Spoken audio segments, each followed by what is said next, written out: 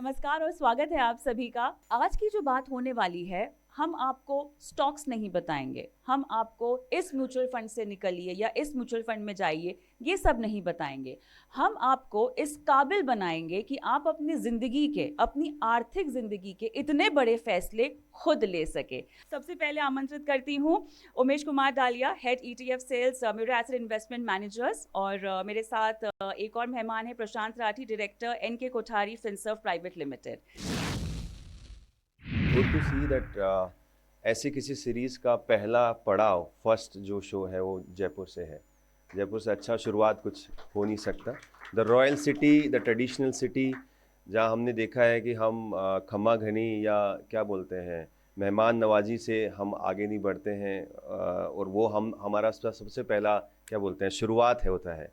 ये एक साइड है। दूसरा साइड आते हैं इन्वेस्टमेंट पे, which is also growing significantly. Bharat देश में ही नहीं, जयपुर में भी। And I think if I am not wrong, 60% जो एसेट्स हैं, यानी जो निवेश होता है म्यूचुअल फंड के अंदर पूरे राजस्थान में, उसका 60% जो है वो जयपुर से है। ये दर्शाता है कि हमारी समझ निवेश को लेके बढ़ रही है। It's a good opportunity to talk about कि निवेश को कैसे लेके जाना है, क्या करना चाहिए, क्या नहीं करना चाहिए। That I thank you once again all of you, and let's start. Thank you very much. Report में पढ़ रही थी जहां पर यंगस्टर्स की ना डेडिकेशन नहीं है किसी एक एसेट क्लास में। उन्हें बस मुनाफा कमाना है, वो स्टॉक से कमाए, क्रिप्टो से कमाए, म्यूचुअल फंड से कमाए या किसी भी चीज़ से कमाए। बहुत सारे यंगस्टर ऐसे भी हैं जो अपने माता पिता के पोर्टफोलियो को संभालते हैं। एक तरफ हम देख रहे हैं कि इन्वेस्टमेंट की समझ में कमी है, पर दूसरी ओर ऐसे भी युवा हैं जो बहुत पहले से पैसे लगाना चाहते हैं, जो सैलरी कमाते हैं उसको और कमाने की क्षमता देना चाहते हैं, कहीं ना कहीं उन पैसों को इन्वेस्ट करके। जो जेन जी है, जिसमें से काफ़ी लोग शायद यहाँ होंगे भी, तो ये जो जनरेशन है ये फ़ायदा बहुत जल्दी देखना चाहती है। क्योंकि कई बार हमारा काम जेन जी से पड़ता है, तो अच्छी बात यह है कि ये लोग इम्पैक्ट देखते हैं कि हम कितना इम्पैक्ट कर रहे हैं और कितना जल्दी। वो जमाना चला गया जब पहले पिताजी 30 साल काम करते थे, फिर पैसे बचा के घर के लिए पैसे जोड़कर एक घर खरीदते थे। वो शायद हमारी जनरेशन में चेंज हो गया जब लोन लेकर हमने घर खरीदना शुरू किया। अब जनरेशन बोलती है घर ही क्यों खरीदना है, किराए पे, हाँ इन्वेस्ट कर दो, किराए पे ले लो। तो बात तो सही है। इस जगह जो सिर्फ गलती हो रही है वो ये, स्टॉक मार्केट अनफॉर्चुनेटली ये वो जगह नहीं है जहां पे आप क्विक रिटर्न्स को बहुत लंबे समय तक ले सकते हैं। और इसीलिए जेन जी को शायद ये थोड़ा सा चेंज करने की जरूरत पड़ेगी कि it is not a get rich quick scheme. और ये देखना पड़ेगा उनको भी कि ये वो जगह है, अगर आपको एक्साइट कर रही है ये जगह, if it is exciting you, investing is exciting you, आप गलत जगह है। इन्वेस्टिंग वो है ही नहीं जो आपको एक्साइट करे। Investing should be actually very very boring. Warren Buffett कई बार ये बोलते हैं कि investing it's not like a thrill game. ये जैसे मैं कहूँगा क्रिकेट में ये टेस्ट मैच है, आप बैठे रहिए, पेशेंस रखिए, लूज बॉल आएगी या बैट्समैन गलती करेगा, आपको ठहराव चाहिएगा। तो मेरी सलाह तो यही है कि आई थिंक इस जनरेशन को ये करना चाहिए। अभी 2 दिन पहले आपने जो जिस बात से शुरू किया कि काफ़ी लोग अपने पेरेंट्स का पैसा मैनेज कर रहे हैं, 1 दिन पहले एक स्टेटमेंट आया था एक बहुत बड़े बैंक के एक्स CEO का। उन्होंने कहा कि जो अल्ट्रा रिच लोग हैं, HNIs हैं, उनके बच्चे आजकल बिजनेस क्रिएट करने की बजाय इन्वेस्टमेंट मैनेज करने में ज़्यादा ध्यान दे रहे हैं। और उन्होंने कहा ये खतरनाक है। ये खतरनाक इसलिए है क्योंकि आपकी एंटरप्रेन्योर्स जो स्किल है वो ही खत्म होती जाएगी। और इन्हीं लोगों के पास ये मौका होता है कि वो पैसे लगा के एक इंडस्ट्री क्रिएट कर दें। वो उसमें इंटरेस्टेड ही नहीं है। वो कह रहे हैं हम तो पैसा बनाएंगे पैसा लगा के। तो पैसिव इन्वेस्टिंग अच्छी है, पर वो पैसिवली पैसे को मैनेज करना चाह रहे हैं, वो शायद गलत है। आई नो दिस जनरेशन, ये जो जनरेशन है ये आई है इंस्टाग्राम, यूट्यूब वीडियो को देख देख के। तो इनके लिए जो मेंटल स्टिमुलेशन है वो 10 सेकंड, 15 सेकंड, 20 सेकंड की रील से आता है। इनको 15 मिनट का लेक्चर शायद अच्छा ना लगे, पर इन्वेस्टिंग में वही अच्छा रहेगा। Long term project is better. तो इंस्टा से हटना पड़ेगा, शायद फेसबुक जैसी जगह पे जाना पड़ेगा। No, I agree with him, but I just want to add few contra points. देखिए, India as an economy grow, जब India as an economy grow कर रही है तो कहीं ना कहीं आपको रिस्की प्रोडक्ट्स चाहिए होंगे। रिस्की प्रोडक्ट एज इन आपको सेक्टर्स चाहिए होंगे, आपको थीम्स चाहिए होंगी और उनमें निवेश करने के लिए निवेशक भी चाहिए होगा। ये वो निवेशक हैं, ये वो निवेशक हैं जो अगला जो रैली है इंडियन इकोनॉमी का, एस्पिरेशनल्स हैं। तो ये वो लोग हैं जो ऐड करेंगे। What Prashant said is absolutely correct. 90% लोग इज राइट, बट द 10% जो है वो 10% लोग will continue with this rally, these kind of creative products, these kind of innovative products, they will participate and those industries will flourish. Automatically हमारे जो third largest economy बनने का सपना है वो कहीं ना कहीं ये लोग भी उसमें पार्टिसिपेट करेंगे। That's what I think. मैं अभी मार्केट की सिचुएशन को देखते हुए I think it is a good time to invest, और थोड़ा लमसम इन्वेस्टमेंट अगर करना चाहें तो आप एग्री करेंगे कि ये थोड़ा समय लमसम इन्वेस्टमेंट के लिए ठीक रहेगा। अगर मेरे पास 10 से 15 लाख का कॉर्पस है तो कौन से ऐसे 3 या 4 अच्छे फंड्स होंगे जिनमें आप सजेस्ट कर सकते हैं कि मैं 2.5 से 3 लाख रुपए 4 फंड्स में लगा के 10 लाख रुपए का इन्वेस्टमेंट कर सकूं? मेरा सजेशन रहेगा कि instead of going 3 lakh into 5, better to stay 5 into 3। आप 3 अच्छे फंड चूज करें, उसमें अगर आप थोड़ा एक्सपोजर ज़्यादा करेंगे that will be better, because एक after certain period of time ज़्यादा प्रोडक्ट अगर हो जाते हैं तो आपको वो जो desired return which you are looking for वो नहीं मिलता। प्रोवाइडेड अगर आप किसी सेक्टर में जाना चाहते हैं वो एक चौथा फंड हो सकता है, बट अगर आप सिर्फ मार्केट कैप में रहते हैं ब्रॉड बेस में तो आपको ये 3 में होना चाहिए। मेरा सजेशन रहेगा, may be Prashant can add, is that because large cap काफ़ी ज़्यादा अभी उन पे इम्पैक्ट है because of FI selling out. तो फर्स्ट आप लार्ज कैप में इन्वेस्ट कर सकते हैं। थोड़ा बहुत आप जो है वो मिड कैप और मिड एंड स्मॉल का कॉम्बिनेशन अगर आपको मिलता है वो आप थोड़ा सा ऐड कर सकते हैं। Some money you can keep into balance advantage kind of products. हम हमेशा बात करते आ रहे हैं कि हमें इन्वेस्टेड रहना चाहिए 5 years 10 years। Suppose hypothetical example I am giving कि मैं लास्ट 10 years से सेविंग कर रहा था for 2025 and now market is gone down, What should I do? जब आपको पता है 25 में आपको होना आपका ये रिक्वायरमेंट आने वाला है तो जनरली ये एडवाइजेबल है कि आप 1-1.5 साल पहले एक्ट करना शुरू करें उस पर, और आप अपना पैसा इक्विटी से डेट में शिफ्ट करना शुरू करें, सो दैट जब आपको जरूरत पड़ेगी तो आपको ये मार्केट का जो मूवमेंट है उसका इम्पैक्ट नहीं पड़ेगा। It can be both side, हो सकता है 1-1.5 साल मार्केट बढ़ जाए बट आपका गोल अचीव हो गया और आपको पता है उस डेट को पैसा चाहिएगा, तो वो हमेशा सजेस्टेड यही है कि आप 1 से 1.5 साल पहले ही उस पर एक्ट करना शुरू करें, ग्रेजुअली पैसा मूव करें, so that on the date of actual use you can use it. चलिए, मेरे ख्याल से सवाल बहुत सारे हैं और मुझे शो को समाप्त करना है। ब्यूटीफुल ऑडियंस, लवली क्वेश्चंस, उसके बाद भी मुझे यकीन है ये Q&A सेशन जारी रहेगा। लेकिन बहुत बहुत धन्यवाद रमेश आपका, प्रशांत आपका और पूरी ऑडियंस का जिन्होंने समय निकाला इस खास पेशकश के लिए। Thank you so much. Thank you very much. Thank you. Jaipur के बाद बनो अपना फाइनेंस मिनिस्टर का काफिला चल पड़ा millennium city of India Gurugram के ओर। गुरुग्राम एडिशन में लोगों ने बढ़ चढ़कर हिस्सा लिया। उन सब का स्वागत किया Mirae Asset investment managers India के वाइस चेयरमैन और CEO स्वरूप मोहंती ने। साथ ही निवेश और फाइनेंशियल मैनेजमेंट को लेकर अपने बहुमूल्य विचार साझा किए। नमस्कार, स्वागत है आप सभी का बनो अपना फाइनेंस मिनिस्टर आपके शहर में, जहां पर इस कड़ी में हम आ गए हैं गुरुग्राम। निवेश की हम बात करते हैं, अलग अलग तरह के निवेशक होते हैं जो मेरे ख्याल से शॉर्ट टर्म बाजार में पैसे लगाते होंगे, कुछ के पास फाइनेंशियल पोर्टफोलियो भी होंगे जिन्होंने बड़े योजनाबद्ध तरीके से और स्ट्रैटेजिकली अपने पोर्टफोलियो को बना के रखा होगा। आज के शो की खास बात यह है कि हम दोनों पहलुओं पर नजर रखेंगे। मैं सबसे पहले चाहती हूं कि हमारे साथ जुड़े स्वरूप मोहंती, जो कि मिरे एसेट इन्वेस्टमेंट मैनेजर्स के वाइस चेयरमैन है, और बाजार को लेकर उनकी नज़र जितनी पैनी है, मेरे ख्याल से बहुत ही कम दिग्गज हैं निवेश के जगत के जो आसान भाषा में आपको निवेश की तमाम बारीकियां समझाएंगे। पहले तो खुद को बहुत फॉर्चुनेट माने कि हम ये डेट में ये कंट्री में हैं, ये आप सब मान के चलें। ये एक ही कंट्री है जो शायद नेक्स्ट 8-10 ईयर्स में इकोनॉमी डबल करेगा। आपका कोई काउंटर पार्ट वर्ल्ड में नहीं है आपके जैसे, तो वो एक खुशनसीबी है जो हम अभी उस पर हम लोग at this moment we are standing. So वो जब एक जर्नी होती है एक कंट्री की, कभी एक लाइन स्ट्रेट लाइन नहीं होती है, कभी कुछ एक्सटर्नल फैक्टर्स के वजह से शायद ऊपर नीचे आते हैं। और कभी भी आप निवेश करें, आपका एक ही लक्ष्य होता है कि एक अच्छा एसेट एक अच्छे प्राइस पे खरीदें।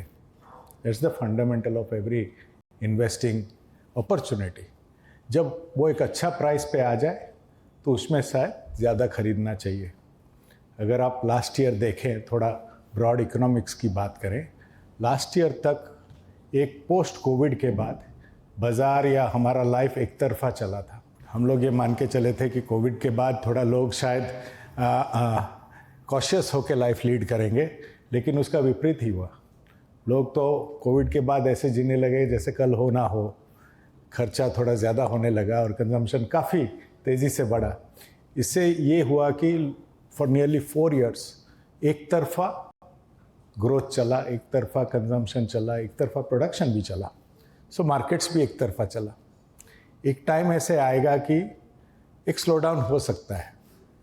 वो एक अर्बन स्लो डाउन आया, उसके साथ एक जीडीपी का थोड़ा स्लो डाउन भी दिखा, कॉर्पोरेट अर्निंग्स की स्लो डाउन दिखी।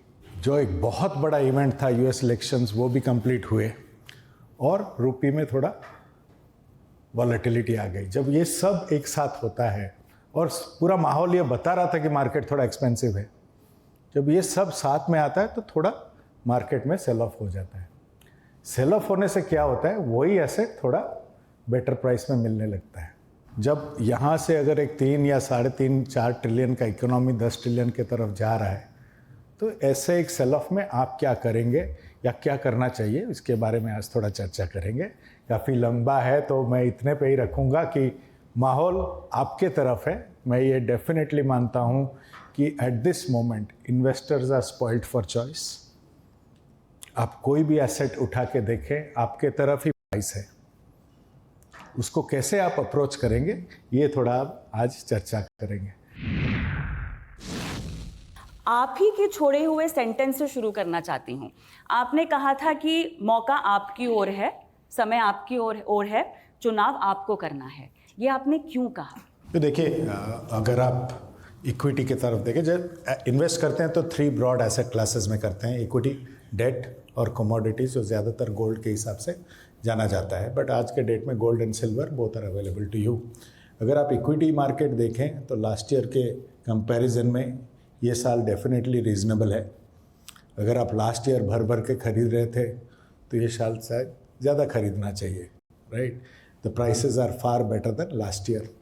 एक ये यूएस इलेक्शन के होते हुए उसके बाद इंटरेस्ट रेट्स चेंजेस की जो गुंजाइश है वो शायद शुरू भी हो गई हैं और आगे जाके अनदर 50 बेसिस पॉइंट्स कट की गुंजाइश डेफिनेटली है। थर्ड मोस्ट इम्पॉर्टेंट पॉइंट, अभी तक वर्ल्ड की डेटा पॉइंट्स बहुत फ्रेजाइल हैं। इसके चलते sovereign buying of gold will be continuous. Normally हम ये मानते हैं कि गोल्ड हेज होता है, बहुत कम टाइम ऐसा होता है कि इक्विटी और गोल्ड दोनों एक साथ अच्छे लगते हैं। तो बात ये कहने की कोशिश कर रहा हूँ कि तीनों एसेट क्लास एक साथ कभी अच्छे नहीं दिखते हैं। ये बहुत एक रेयर अपॉर्चुनिटी है where equity is looking better than last year, debt is looking good because of rate cuts and gold will continue to look good. तो एक बहुत ही अच्छा टाइम है फॉर एसेट एलोकेशन। अपने जोखिम को कैसे समझे? एसेट एलोकेशन इन्होंने एग्जाम्पल दिया है। सुनने में ये सब बहुत अच्छा लगता है, लेकिन जब करने आते हैं ना सर, तब समझ में नहीं आता कहाँ लगाए, कैसे लगाए। अच्छा, यहाँ तो मुनाफा होता हुआ दिखाई दे रहा है, यहाँ से हल्के होके ये पैसा यहाँ शिफ्ट करें, ये सब करे कैसे? और रिस्क क्योंकि उस पर फोकस है, तो कैसे उसको इंश्योर किया जाए कि आप ज़रूरत से ज़्यादा जोखिम ना लें? 2 बहुत सुंदर लेडीज़ यहाँ बैठी हैं, बहुत बढ़िया ड्रेस पहना हुआ है। ये मान लीजिए ड्रेस जो है एक मॉल के अंदर 3,000 रुपये का मिल रहा है, डिस्काउंट सेल होती है, वही चीज़ 2,000 की मिल रही है। नहीं, हम नहीं खरीदेंगे। मॉल में खरीद लेंगे वो 2,000 की ड्रेस, लेकिन मार्केट वही चीज़ तो आपको कम में मिल रही है, हम नहीं लेंगे भाई। जब सब खरीदेंगे, जब सारे भीड़ एक साइड चलेंगे, तब मैंने उस साइड जाना है, नहीं तो नहीं जाना। तो रिस्क जो है आपकी एक अंदर से बात है। आपको पहला तो ये रिकॉग्नाइज करना है कि आपकी क्या रिस्क कैपेसिटी है। मार्केट आज की डेट में क्या आप रात को सो नहीं पा रहे हैं, तो आपकी रिस्क कैपेसिटी जितना आप सोचते हैं उससे कम है। इसको रियलाइज़ कीजिए। फिर एक्विटी, डेट, गोल्ड। गोल्ड को वो पुराने ज़माने वाला गोल्ड मत मानिए हम गोल्ड को इन्वेस्टमेंट के लिए मान रहे हैं, इन्वेस्टमेंट की तरह देखिए, सोना है ये वो उस तरह से नहीं, आप उसका जेवर बनाने नहीं जा रहे हैं, आप उसको इन्वेस्टमेंट कर रहे हैं, जब आपको मौका मिलेगा तब आपको बाहर भी निकलना है। तो ये प्रॉपर रिस्क प्रोफाइलिंग करना अपना, और फिर उसके हिसाब से डेट एक्विटी गोल्ड को करना। और भी कोई चीज़ जानना चाहते हैं प्लीज़ डालिए, ये बहुत अच्छा टाइम है क्योंकि सब कुछ नीचे आ चुका है, लेफ्ट राइट कर सकते हैं। आई थिंक कुछ लोगों को सवाल भी पूछने हैं। Good morning to all of you. Hi, I am Neha Gupta, SEBI registered research analyst. So I want to know that अभी तक हमारे चले 23-24 में रेलवे एंड डिफेंस सेक्टर्स, अब आपको क्या लगता है नेक्स्ट सेक्टर कौन से चलने वाला है? बट अकॉर्डिंग टू यू, जब कुछ एडवर्सिटी आती है तो people take a flight to safety.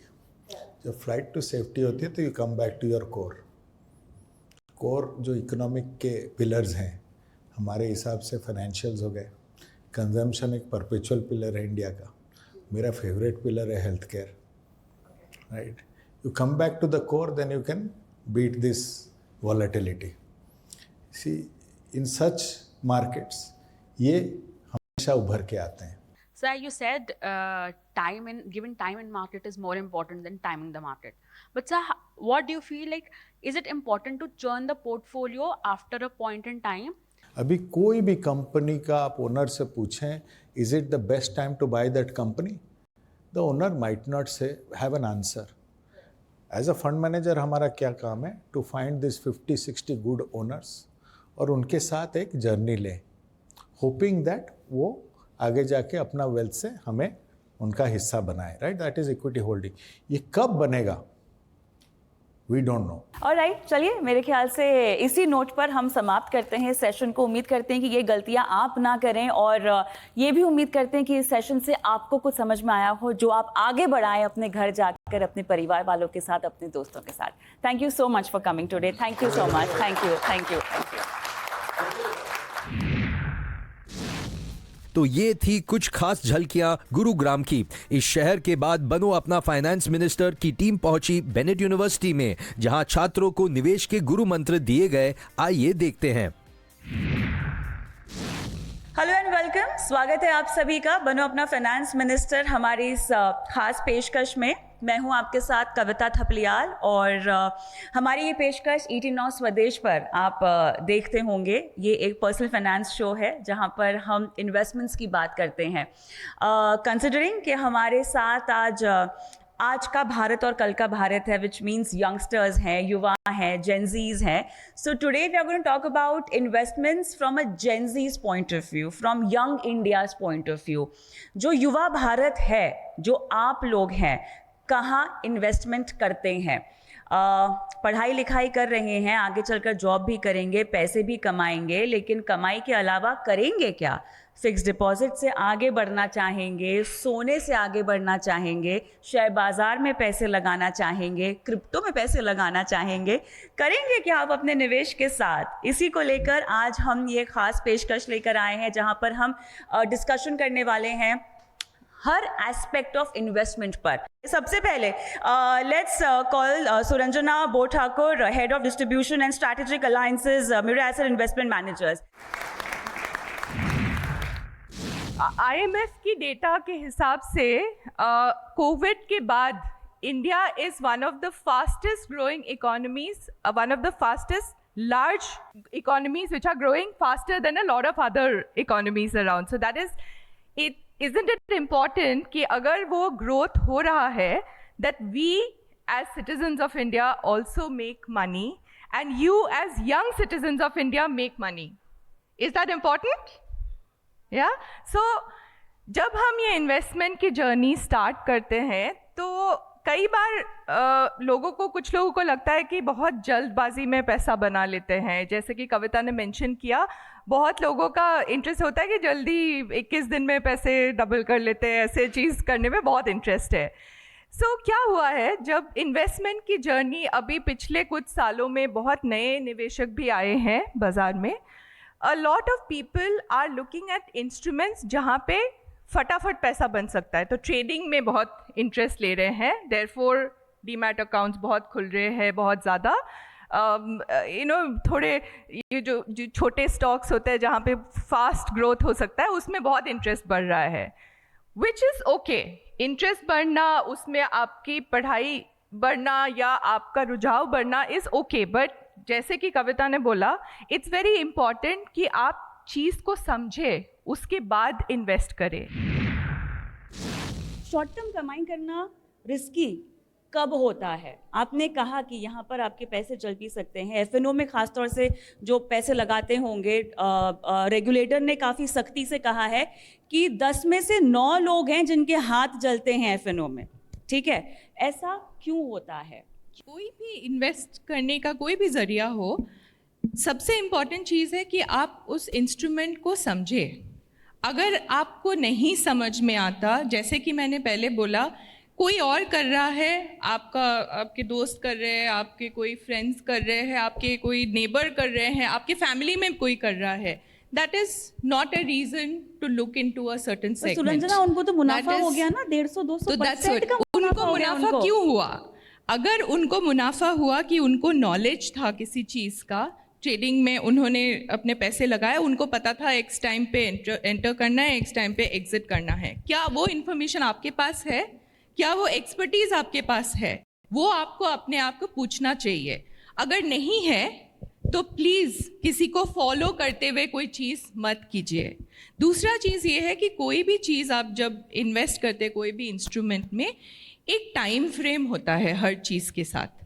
अगर आपने करेक्ट टाइम फ्रेम के लिए इन्वेस्ट कर लिया तो there is a high probability कि आपने अच्छा पैसा बना लेना है।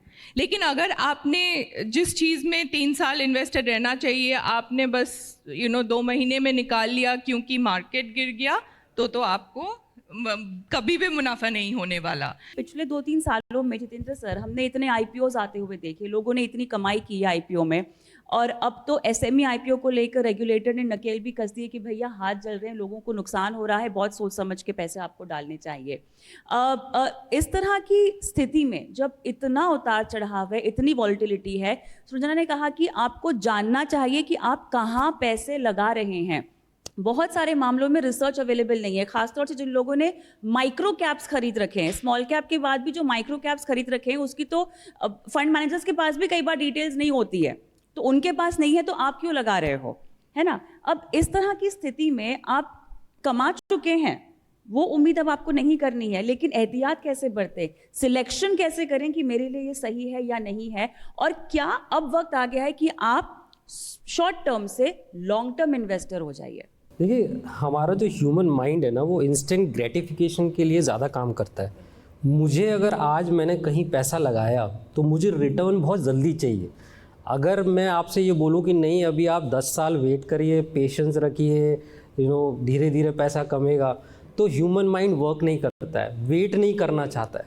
और जिस तरह का इन्फॉर्मेशन अवेलेबल है, आप कोई अपना मोबाइल आज सबके पास है, आप मोबाइल कोई ऐप खोलते हैं तो तुरंत आ जाता है ये टॉप रिटर्न जो है पिछले 1 साल में दिए, हम उसकी तरफ अट्रैक्ट हो जाते हैं।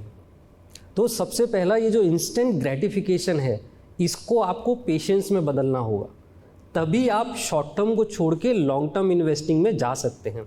दूसरी बात मैं हमेशा बोलता हूँ इन्वेस्टर्स को, जब आप शॉर्ट टर्म इन्वेस्टमेंट में जाते हैं तो आप ये लेके चलिए कि अगर ये पैसा डूब गया तो मेरी लाइफ पे कोई असर नहीं होने वाला।